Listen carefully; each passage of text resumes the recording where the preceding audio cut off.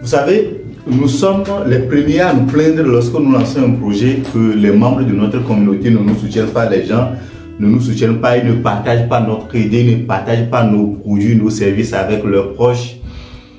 Les personnes qui réussissent en entrepreneuriat ne se lancent pas parce qu'ils s'attendent à ce que les membres de leur communauté les soutiennent. C'est la première chose que vous devez savoir pour ne pas avoir du gourmet, comme on le dit, pour ne pas être déçu par l'attitude des personnes qui vous entourent.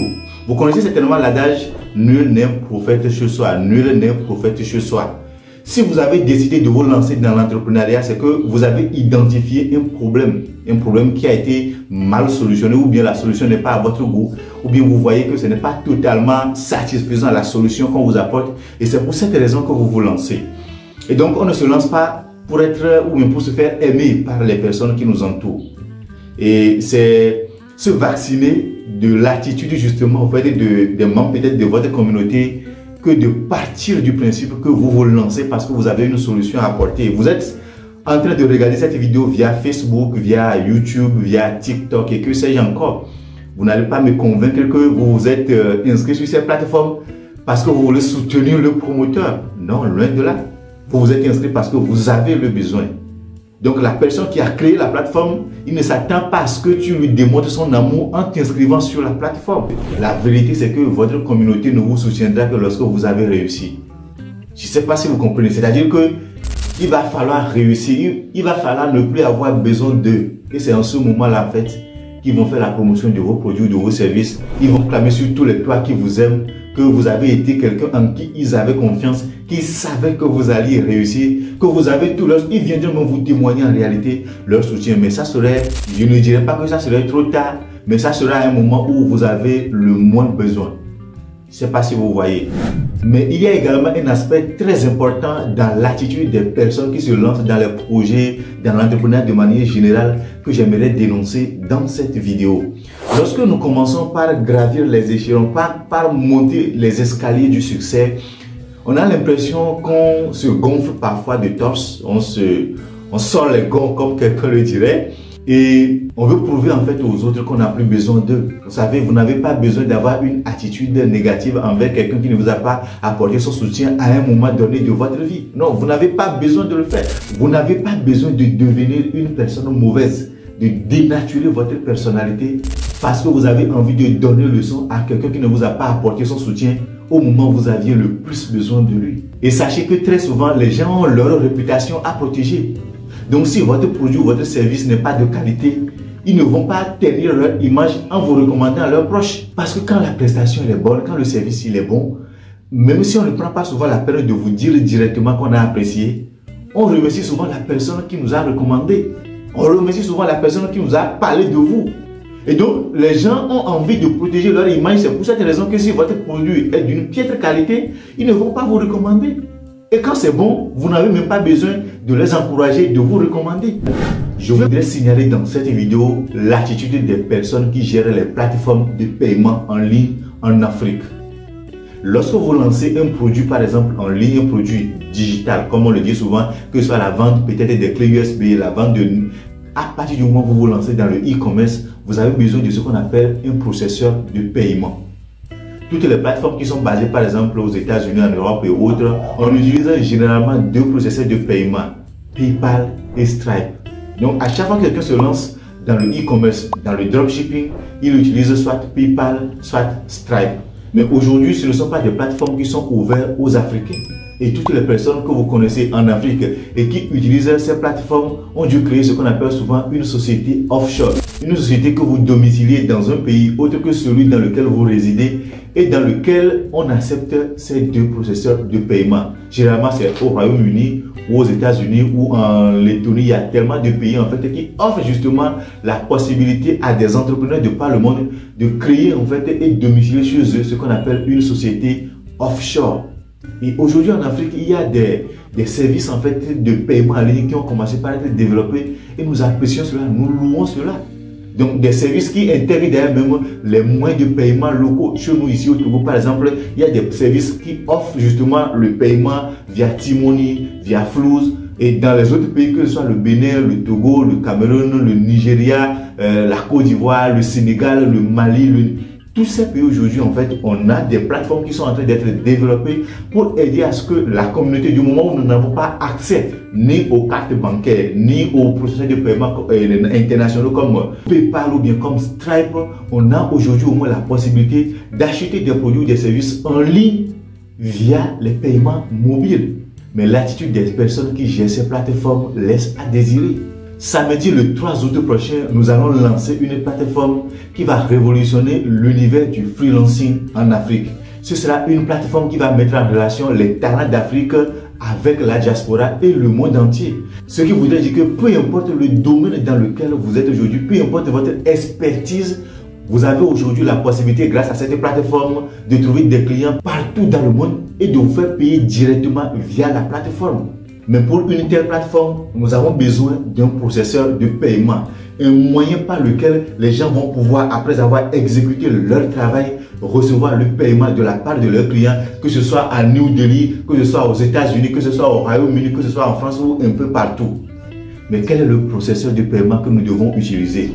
Je préfère dans cette vidéo taire les noms, mais c'est à vous les internautes, c'est à vous les e-commerçants, c'est à vous les dropshippers, c'est à vous les infopreneurs de nous dire dans les commentaires quelle est votre expérience avec ces plateformes ou même certaines de ces plateformes que vous pourriez nous recommander parce que votre expérience utilisateur a été une bonne expérience. Nous avons contacté une plateforme et nous l'avions fait part du besoin que nous avons par rapport au processus de paiement et que nous aimerions utiliser leur service. Ils nous ont fourni les informations le plus rapidement possible jusqu'à ce que le compte soit créé. Depuis le 26 juin, nous leur avons laissé des messages en rapport avec un souci que nous avons avec les API qui nous ont fournis, que nous avons intégrés à notre site internet et c'est silence radio. Depuis le 26 juin, pour une plateforme qui offre des services de prestation en ligne. Et depuis le 26 juin, nous n'avons pas de leurs nouvelles. Que ce soit via mail, que ce soit via WhatsApp, nous n'avons pas de leurs nouvelles. Et il y a de cela une semaine, j'ai eu le réflexe de faire un tour sur Facebook et je me suis rendu compte qu'ils ont fait un post, ils ont fait une publication la veille. J'ai donc compris qu'ils sont en ligne et je suis allé leur laisser un message sur Messenger. Directement donc sur Facebook, j'ai laissé un message. Et la réponse qui m'est parvenue, au risque de ne pas toujours livrer les promoteurs de cette plateforme au verdict populaire, je ne vais pas l'afficher.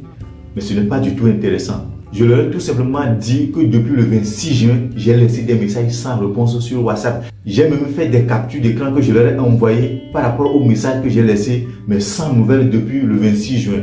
Et vous savez ce qu'ils m'ont dit?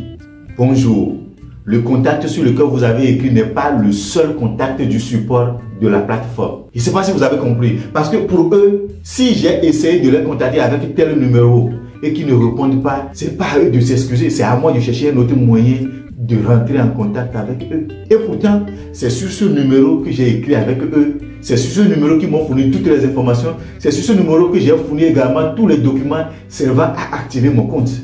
Mais la réponse qu'ils m'ont donnée, que ce n'est pas le seul numéro par lequel je peux contacter le support. Et pourtant, c'est le seul numéro que je connaissais jusque-là. C'est le seul numéro avec lequel j'ai été en contact avec eux pendant un bon moment durant la création de mon compte. Donc j'ai souvent le besoin des processeurs en ligne pour intégrer à ces plateformes que je crée pour mes clients. Et voilà en fait ce qu'on me dit par rapport à un besoin que j'ai soumis. Comment je pourrais recommander une telle plateforme à des gens qui ont le besoin? Comment pourrais-je en fait recommander cette plateforme à ceux qui veulent vendre leurs produits ou bien leurs services en ligne? Après, c'est pour dire en fait que les membres de notre communauté ne nous soutiennent pas. Vendredi dernier, aujourd'hui nous sommes lundi, vendredi dernier, j'ai appelé une plateforme qui est basée ici au Togo. Je ne dis pas que j'ai écrit, j'ai appelé, donc quelqu'un m'a reçu au téléphone et je lui ai fait savoir mon besoin d'utiliser justement leur service pour intégrer à une plateforme sur laquelle on aura besoin que les gens payent directement en ligne. Et ils m'ont fait savoir que tout ce que j'avais à faire, c'est de leur envoyer un mail avec toutes les informations en rapport avec mon entreprise, mon projet et comment je souhaiterais utiliser le service qu'ils vont mettre à ma disposition. Et je leur ai posé une question toujours au téléphone. Si j'envoie l'information, après combien de temps vais-je avoir un retour? Ne serait-ce qu'une accusée de réception. Ils m'ont dit aussitôt le message vu, ils vont m'envoyer une réponse. Et donc le vendredi en même temps, ça n'a même pas fait 5 minutes. Moi, j'ai rédigé en fait ma note que je leur ai envoyée. J'ai envoyé le courrier. Mais nous sommes aujourd'hui lundi et je n'ai pas de leur retour. Je n'ai pas de leur retour. Et comment voulez-vous qu'on vous soutienne dans ces conditions-là? Comment voulez-vous qu'on fasse la promotion de vos produits ou de vos services dans ces conditions? Et il n'y a pas que cette plateforme. Il y a une autre, je suis allé à leur siège après plusieurs tentatives d'appel sans réponse. J'appelle, ça sonne, personne ne décroche. Et dans mon coin, je pensais en fait que l'entreprise devait être bondée de monde. Il devait être surchargé. Mais comme je connaissais leur siège, je suis allé. Je prends les escaliers et j'atterris dans leur bureau parce qu'ils sont situés dans une immeuble bien situé dans la capitale. Et à l'entrée, j'ai été, on va dire, déçu. Déçu pourquoi? Parce qu'il n'y avait personne en tant que client à part deux femmes. Deux femmes qui étaient d'ailleurs même occupées à tripoter leur téléphone quand je suis arrivé. Même, ils n'ont même pas en fait remarqué que j'étais là.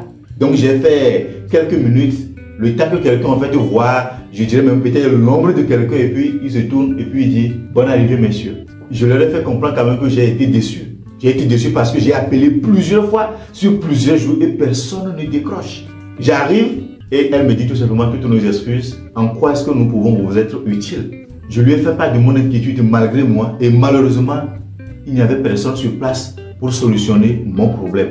Donc tout ce qu'ils ont fait, ils m'ont tout simplement encore envoyé un numéro de téléphone que je ne devais pas appeler, mais plutôt écrire sur WhatsApp. Je ne sais pas si vous comprenez. Donc après avoir essayé d'appeler, que personne ne décroche, je finis par atterrir dans les locaux de l'entreprise. J'expose mon souci. Sur place, il n'y avait personne pour m'apporter solution à mon inquiétude. Tout ce à quoi j'ai accès, c'est juste un contact que je ne devais pas appeler. Moi, j'aime appeler quand c'est urgent pour moi plutôt que de laisser un message parce que les gens répondent parfois peut-être tard dans la nuit ou même 2 ou 3 jours après ou même jamais.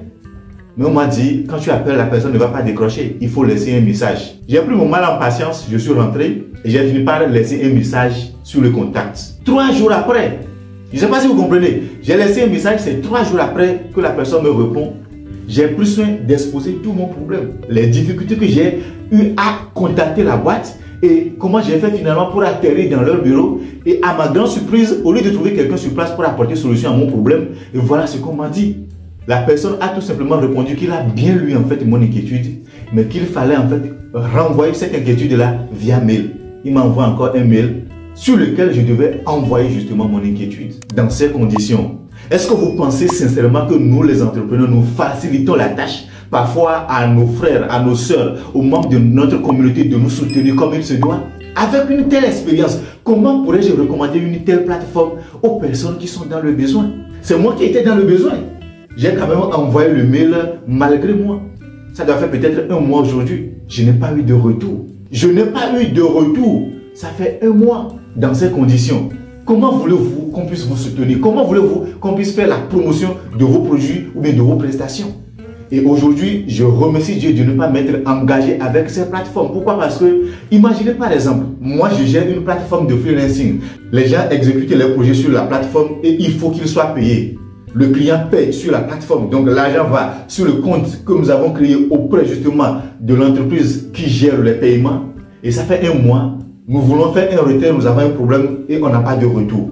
Comment est-ce que nous pouvons gérer par exemple les clients sur la plateforme? Comment est-ce que nous pouvons nous en sortir? Et quand on adopte un moyen mis en place par un Chinois, un Indien, un Américain, un Européen, c'est nous qui venons encore crier sur les réseaux que nous ne soutenons pas nos frères. Les amis, soyons sérieux. Soyons sérieux. Bref, si vous avez une bonne expérience en termes d'utilisation d'une de ces plateformes de paiement en ligne, n'hésitez pas à nous le faire savoir dans les commentaires. Nous en serons ravis. À très bientôt.